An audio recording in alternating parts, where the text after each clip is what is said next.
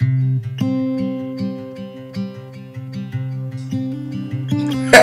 want to go first, or should I? Tell the story the right way, baby.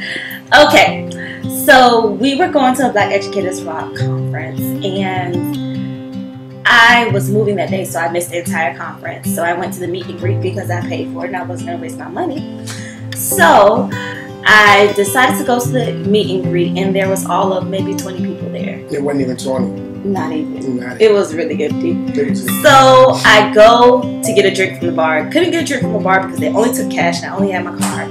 So I sat down and I decided to text on my phone and get on Facebook and everything. And this guy walks up to me. That's right. And he says the weirdest things. His first words to me were, "Nice kicks." And I'm like, "Kicks? Really? Like, I have on pumps. What are you talking about? Kicks are used for sneakers." So Kicks he's kicks like, are always "Well, kicks. your heels are really nice," or whatever. So then he went back to the dance floor to dance. And shortly after came back and he said, "What did you say to me?" You said, You're supposed to know. he said, "Have you ever had a foot massage before?" There you go. I said, "Yes, when I go and get pedicures and things like that. But I don't like people touching my feet." He said, "That's because you haven't had the right person to touch your feet." That's exactly what I said. There you go. So, There you go. There you I go. was like, "Oh my God, this guy is weird. He's weird. He doesn't even know my name, but he's talking about a foot massage." And he says, "Okay, you haven't had the right guy touch your feet. Could I give you a foot massage?" And I'm like, "No, I don't even know you. You don't even know my name. I don't know your name. We don't know each other. No." Did I even ask you your name? No. You didn't ask my name till like 45 minutes later. For real. I'm talking about 45 minutes. I didn't know. So we continue the conversation, and he's like, "Well, girl, as beautiful as yourself, why are you single?" I said, "I'm single because the right guy hasn't found me." And we continue the conversation. I'm like, "Okay, so 3 strikes. He's called my heels he's called my pumps kicks. He's told me that I haven't had the right guy massage my feet. He asked to massage my feet. He's only known me for 5 seconds. And then strike 3, where he said he's single because he's a hoe. Clearly, he does not want my number." That's what she was thinking. And then he says, "Well, do you want to go out on a date tomorrow? Because neither of us planned on going to the ball, the scholarship ball." Yeah, scholarship ball. I said, "Well, no." He said, "Can I have your number?" And I said, "I don't really give out my number." But he was like, "Oh, well, let's do Facebook." So we became Facebook friends that night. And he said, "Well, if you decide not to go on a date with me, don't act weird because I might end up meeting my forever tomorrow at the conference. And who knows, you might too." Well, the next day was the conference. I had not called him because that night, the previous night, I told him I was going to hang out with my sorority sisters. He thought I was lying. I was really going to hang out with my sorority sisters. Yeah, that was crazy because I really thought, I said, she's just spent 45 minutes up here talking to me, and her lame excuse for leaving was, it's like 2 o'clock in the morning. I'm going to hang out with my sorority sisters, like at 2 o'clock in the morning. One, I didn't know she was in a sorority. But I was just like, you could have thought of something better than saying, "Yo, I'm not interested," after wasting 45 minutes of my time in a lame party with like 10 people there. So I was like, okay, no problem. We cool. It's good. It's all good. So when we see each other that Saturday, everybody that I was with was trying to get me to go speak to her. And I was like, "Nah, I ain't speaking to her. She sees me." But she swears. But she was staring me down the entire time. He was looking at me. It's like kind of like when you know someone's right next to you and they're staring you and you can feel they're staring at you. I felt his eyes on me the entire time. Maybe you wanted my eyes on. No, he was staring me down. So eventually we both caught each other's eyes, and I was like, "Look, you kind of can't avoid it now." So I waved at him. And who waved at who? I waved at you. There you go. I just wanted you to know that. I wanted it to be. It was like an awkward wave because he was being a diva. You right. And it was an awkward wave. He waved back. I was going to be legit. But it was just, he was being a diva. It was weird. I was being a diva. So we left. I couldn't let you know that I was feeling you and you was going to play me. I ain't going to get played. Diva.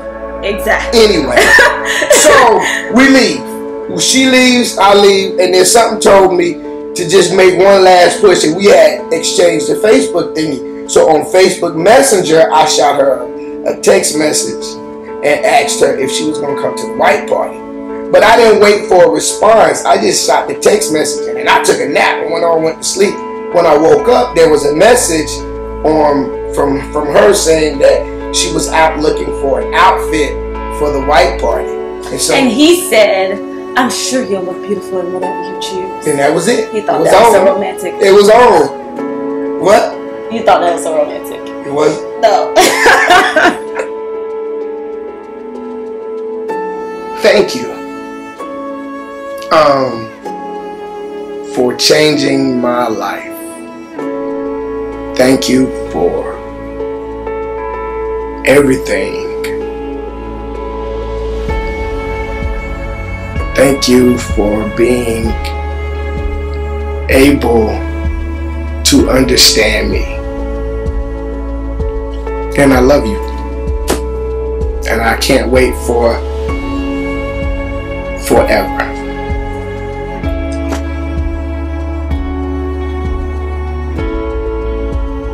I love you, and I'm happy that we get to spend the rest of our lives falling in love with each other and being each other's forever. And I'm excited to live every day of my life trying to please you.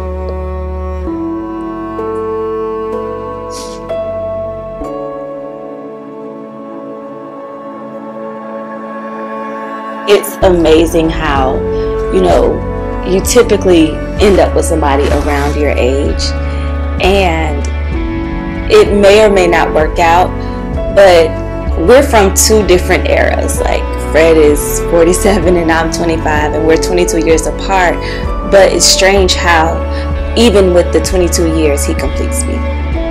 Like, I'm the worrier and he's carefree, and I'm the person who's the major perfectionist, and he's like, it'll work out, don't worry about it, it's gonna be fine. Or, well, in that sense, both of us are alike, but we're very family oriented. And even with how he is spiritually, like, I feel like where I'm weak, he fills me up where I'm weak. And when there's times where he needs that push, I do the same for him. So I find it interesting that no matter how many years apart, we still find a way to complete each other.